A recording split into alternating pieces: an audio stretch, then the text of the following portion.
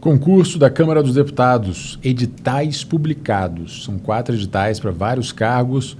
Aqui eu vou falar de 2 dos melhores deles, pensando na quantidade de vagas, que são as maiores quantidades de vagas aqui praticamente, e na quantidade de matérias, não são tantas matérias assim. Então são excelentes oportunidades. Eu vou falar de analista com atribuição em técnica legislativa e analista técnico em material e patrimônio. Olá, meu nome é Diogo Moreira, sou auditor fiscal da Receita Federal e eu estou aqui para te ajudar a sair dessa vida bandida que é estudar para concurso. E nada melhor do que sair da vida bandida ganhando R$ 26.196,30. Esse é o salário inicial de analista da Câmara dos Deputados. Pois é. E são essas pouquinhas matérias aqui para os 2 cargos. Pois é. Então vamos lá, nesse vídeo eu vou fazer uma análise do edital, do que a gente tem de informações já com relação à pontuação, peso, etc. e tal. Vou falar da estratégia de estudo pós-edital, o que você tem que fazer daqui até o dia da prova, a gente tem bastante tempo até o dia da prova. Vou falar de ciclo de estudos rapidamente, vou falar também de revisão, como é que você faz as revisões para não perder muito tempo e para conseguir reter o máximo possível de conteúdo daqui até a prova. Beleza? Então vamos falar primeiro de técnica legislativa. As matérias são português, inglês, constitucional e administrativo, raciocínio lógico e informática e dados. Tem um pouquinho de TI nessa história aqui. Essas são as matérias da prova de conhecimentos básicos. A gente sabe exatamente quantas questões cada matéria dessa vai ter, quantos pontos ela vale, porque é peso 1, quantos pontos elas valem. E dessa forma fica bem transparente qual a importância de cada uma delas. Agora, as matérias de conhecimentos específicos, elas têm peso 1,5. Então, são 70 questões, mas eu já coloquei a pontuação total delas daqui de 105, porque, infelizmente, é só isso que o edital diz. Ele só diz qual a quantidade total de pontos da prova de conhecimentos específicos. Bom, a gente tem regimento interno da Câmara dos Deputados, regimento comum do Congresso Nacional, código de ética, ciência política, administração geral e administração pública, juntas, e administração financeira e orçamentária, famosa AFO. Essas aí juntas valerão 105 pontos. Se você tirar uma média, e Jesus, eu não tenho coragem de fazer muitas suposições aqui com relação à distribuição de pontos, a gente vai ter em torno de 17 a 18 pontos para cada uma dessas matérias. Claro, se você me obrigar a chutar, eu vou te dizer que código de ética provavelmente vai ter menos do que isso. Dessas aqui é teoricamente a menos importante. Os regimentos internos foram cobrados com muitas questões na última prova. Se eu não me engano, a última prova tinha 180 questões e só de regimentos internos aqui, regimento interno e regimento comum, a gente teve 34 questões, se eu não me engano. Ciência política, difícil saber, mas pelo que eu pude ver, é uma matéria pequena, então não deve valer tantos pontos assim. Administração geral e pública tem 40 aulas, é a maior matéria desse pacote. Essas aulas aqui são de um cursinho online. Não interessa a quantidade de aulas que o cursinho tem, mas sim a relação entre as matérias, qual que é grande e qual que é pequena. E a maior delas, disparado, é administração geral e administração pública. Uma tem 19 e outra tem 21 aulas. Então a gente pode esperar uma boa quantidade de questões e de pontos dessas 2 matérias. AFO também. São 12 aulas baseado no pacote pré-edital e é uma matéria de relativa importância. Então eu diria que essa daqui, regimento comum, pode ser que suba e eu diria que a administração pode ser que suba também. As outras fica difícil saber. Tá? Eu acho arriscado saber e eu acho uma pena eles não falarem. O que a gente tem? O que a gente tem é uma média de 17 a 18 questões, 17 a 18 pontos, na prova de conhecimentos específicos para essas matérias, e as matérias da prova de conhecimentos básicos valem geralmente 10 pontos. Então, constitucional, administrativo, raciocínio lógico, informática e dados, cada uma delas vale 10 pontos. Inglês 5, português 15. Isso aí está tranquilo. Não existe mínimo por matéria. Você pode, inclusive, zerar alguma dessas matérias que você não vai ser eliminado. A gente tem pontuação mínima por prova, e é uma pontuação mínima baixa, assim. Se você não fizer o mínimo, você realmente não teria muita chance de ser aprovado. É 50%, na verdade. 50% é a pontuação mínima na prova de conhecimentos básicos, 50% na prova de conhecimentos específicos. Por matéria não tem, você pode zerar. Ah, Diogo, não fala nada de inglês. Esquece, zero inglês, ou acerta uma ou duas no chute e pronto, não tem problema nenhum. Ok? O que a gente tem que considerar aqui para sua preparação? Estamos às cegas com relação às matérias de conhecimentos específicos, então temos que tratar todas elas como importantes. Não dá para deixar nenhuma delas de lado. Até porque a gente tem prova dissertativa e essa prova dissertativa versará sobre conhecimentos específicos. Então você pode ter que escrever sobre alguma dessas matérias, você vai ter que estudar todas elas. Tá? Diogo, não vai dar tempo de ver tudo, etc e tal. Inglês, se você não fala, dificilmente você vai aprender em 3 meses. E TI é uma matéria que tem um custo-benefício bastante questionável, porque ela é muito difícil e é muito extensa. Talvez não valha a pena você se aprofundar muito nos assuntos de TI, visto que informática e TI juntas terão 10 questões. Leva isso em consideração também. Ok? Eu me empolguei na análise desde o início, não falei as informações básicas do concurso, então faltou falar que a banca é FGV, que as provas serão no dia 3/12, você vai ter que escolher um desses 2 cargos, pois as provas são no mesmo horário. E a gente vai ter 33 vagas imediatas para técnica legislativa e 20 vagas imediatas para técnico em material e patrimônio. E a gente tem robustos cadastros de reserva, beleza? A técnica legislativa vai ter 217 vagas em cadastro de reserva, técnico em material e patrimônio, 50 vagas em cadastros de reserva. Ok? Como estudar? Aqui a gente está falando de técnica legislativa. Vamos analisar também o outro, né? Material e patrimônio primeiro, depois eu falo de ciclos de estudos, etc. e tal. Falando então rapidamente de material e patrimônio, até para te ajudar a escolher uma das 2 provas. O que a gente tem, voltando, o que a gente tem mais de diferentão aqui que você teria que pegar?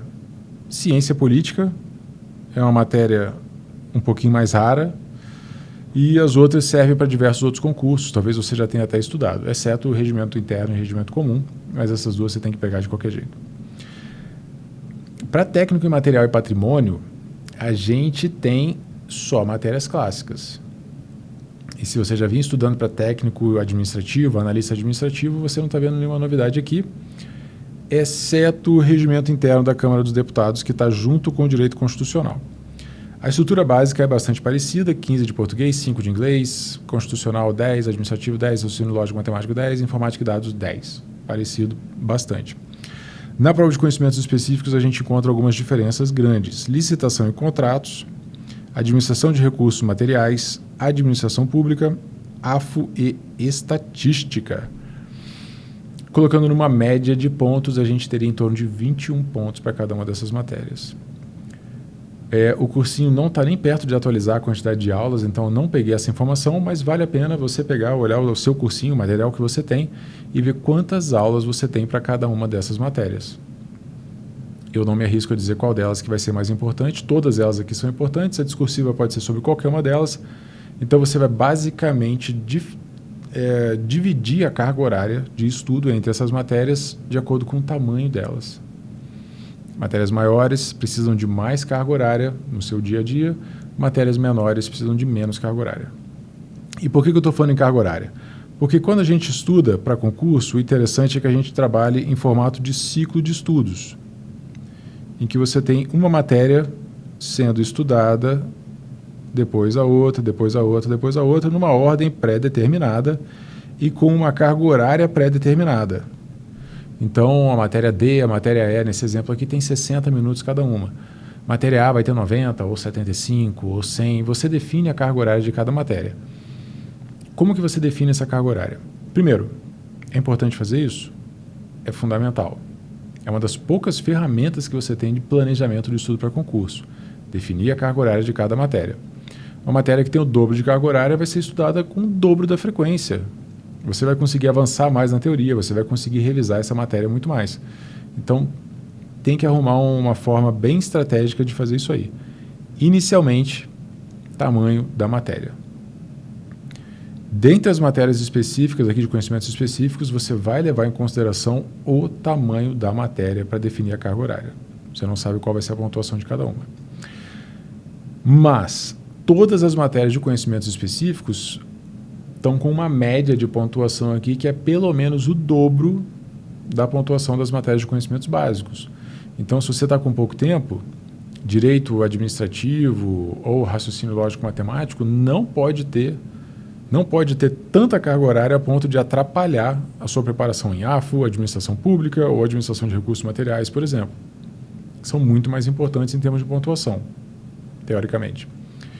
Então, você vai ter que dividir a carga horária levando isso em consideração também. Matérias que valem menos pontos vão precisar de uma carga horária, vão merecer uma carga horária menor. E assim que você faz o ciclo de estudos, beleza? Se você estuda 5 horas líquidas por dia ou menos, tenta manter ali 6 matérias em modo leitura no seu ciclo. Isso é o que eu ensino normalmente. 6 matérias em modo leitura ao mesmo tempo no seu ciclo. Como que isso funciona? Terminou uma matéria, a carga horária dela é reduzida, ela vai ficar ali só com revisão via questões. E aí você coloca mais uma matéria em modo leitura. Então você vai ficar com uma finalizada e 6 em modo leitura novamente. Finalizou outra, serão 2 finalizadas e 6 em modo leitura porque você está inserindo mais uma. Então a cada matéria que você finaliza, você insere mais uma matéria no seu ciclo. Esse é o ideal. Essa é a forma geral de organizar. Se você estuda 5 horas líquidas ou mais, dá para você ter 8 matérias ao mesmo tempo em modo leitura. Você vai ter uma carga horária bastante razoável para cada uma delas. 8 matérias em modo leitura se você estuda 5 horas líquidas ou mais. Ok? Ok. Mas, agora a gente está numa situação de pós-edital. Então, a prova é FGV, 5 alternativas, não tem problema se você chutar e errar. É interessante que você tenha pelo menos uma noção de todas as matérias. Então, num pós-edital, faltando 3 meses e meio para a prova, você vai enfiar praticamente todas essas matérias aqui no seu ciclo. Vai ser o jeito. Quanto mais matérias em modo leitura, mais devagar você anda em cada uma delas. Então, pensa bem na hora de priorizar. Uma carga horária pequenininha para português, porque apesar de valer muitos pontos, é FGV, vai ser difícil pra caramba de qualquer jeito e o custo-benefício é ruim. Você já sabe português. Você não sabe muito bem, talvez, mas você já sabe português.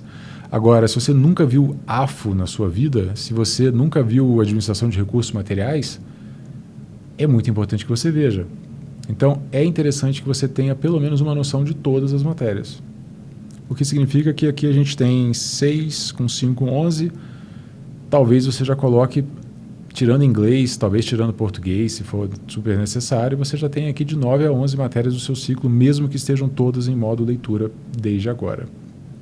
Vai andar devagarinho, mas vai ter uma noção, pelo menos, de cada uma delas. No pós-edital, a gente acaba tendo que colocar mais matérias em modo leitura no ciclo mesmo. Tá?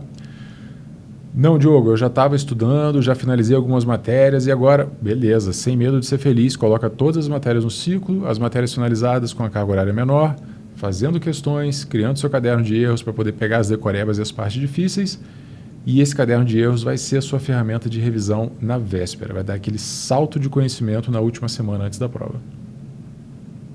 Beleza? Revisão, não faça resumos de jeito nenhum neste momento. Não faça resumo da matéria. Você não vai ter tempo de reler o resumo. Não vai dar. E você, ao fazer resumo, não está aprendendo nada. Diogo, mas e aquela história de estudo ativo que eu tenho que ler e escrever? Legal, legal. Funciona para um monte de coisa. Para estudar para concurso? Não. Porque você está correndo contra o tempo.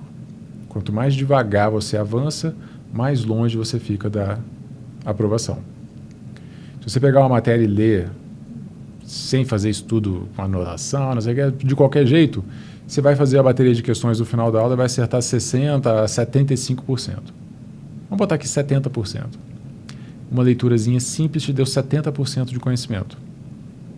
Tá bom demais. Vamos pegar 70% de todas e aí depois você se dedica a pegar detalhes das outras matérias, das outras aulas, aquilo que você está com dificuldade. Feito é melhor do que perfeito. Beleza? Avança. Lê, revisa via questões, faz os exercícios de fixação do final da aula e segue o jogo. É muito importante você cobrir o máximo de conteúdo programático possível. Diogo, não vai dar tempo de cobrir todo o conteúdo programático. O que eu faço? Algumas matérias, como a gente falou, são mais importantes do que outras, merecem mais carga horária. E se você for meu aluno do coaching ou do acelerador de estudos, você encontra na nossa comunidade também a análise estatística dos assuntos mais cobrados de cada matéria, dos principais cargos da Câmara dos Deputados. Então aqui eu peguei língua portuguesa. E aí a gente tem todos os assuntos de língua portuguesa de acordo com a cobrança da FGV. E o que dá para ver aqui? Dá para ver que menos da metade dos assuntos responde por 80% das questões. Então, se você não vai ter tempo de estudar tudo, você precisa selecionar algumas coisas para não estudar. Essas aqui marcadas em laranja respondem por 80% das questões. Então, lá na nossa comunidade de alunos, você encontra essa análise estatística. Não deixe de estudar os assuntos que estão marcados de laranja, que são assuntos que são os mais cobrados. Faça o máximo de esforço para estudar isso aqui. Diogo, vai ter matéria que vai ser só isso aí, cara. Então, beleza. Leia esses assuntos em laranja, revise esses assuntos em laranja. Só se tiver com tempo legal, aí você pega outros para ler. Mas garanta pelo menos esses aqui. A gente tem essa análise para todas as matérias. Eu vou abrir turma do coaching, matrículas do coaching muito em breve, no início de setembro. Clica no link na descrição para você saber como funciona o serviço de coaching, se você quiser o meu acompanhamento pessoal, personalizado. A data toda certinha está na página que explica em detalhes como que funciona o coaching. Beleza? Falamos aqui do ciclo de estudos, falamos de revisão, fiz uma análisezinha da prova de técnica em material e patrimônio, fiz análise também de técnica legislativa. Resumindo rapidamente, ciclo de estudos, carga horária, matéria maior ou que vale mais pontos, carga horária maior. Revisão, questões e caderno de erros, para você anotar o que você está errando e anotar aquilo que você está com dificuldade. Vale a pena sair anotando coisas quando você está lendo a matéria pela primeira vez? Não. Não vale a pena. Diogo, mas não vai dar tempo de ver tudo, cara. Se eu não anotar, não vou ver isso aqui nunca mais. Se você anotar, você vai ler menos.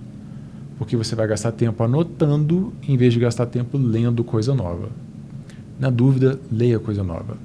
Avança na matéria, melhor do que ficar anotando. Não vou nem entrar no assunto. Aqui no meu canal no YouTube você encontra análises minhas de estudos científicos mostrando que escrever não faz a menor diferença na sua preparação de longo prazo e toma um tempo desgraçado. Mas tudo bem, tudo bem. O que eu faço então, Diogo? Não vai dar tempo de anotar, não vou fazer resumo. O que eu faço? Não vai dar tempo nem de fazer caderno de erros, eu acho que eu não vou conseguir mal bater o edital. Vai lendo, vai fazendo as questões do PDF, dos seus capítulos dos livros e tal. Faz essas questões como exercício de fixação e marca todas as questões que você errar. Nas últimas 2 semanas, na última semana antes da prova, fica refazendo as questões que errou, refazendo as questões que errou, refazendo as questões que errou. Ali estão as dificuldades, ali estão as decorebas, ali estão as partes difíceis para você. Essa dica é boa. Ok? Se quiser saber sobre o coaching, clica no link na descrição. Se você gostou desse vídeo, clique em curtir, por favor, se inscreva no canal se você ainda não se inscreveu. Eu devo fazer análise de consultor também, mas não agora. Sexta-feira, talvez. Um grande abraço e até a próxima. Tchau, tchau.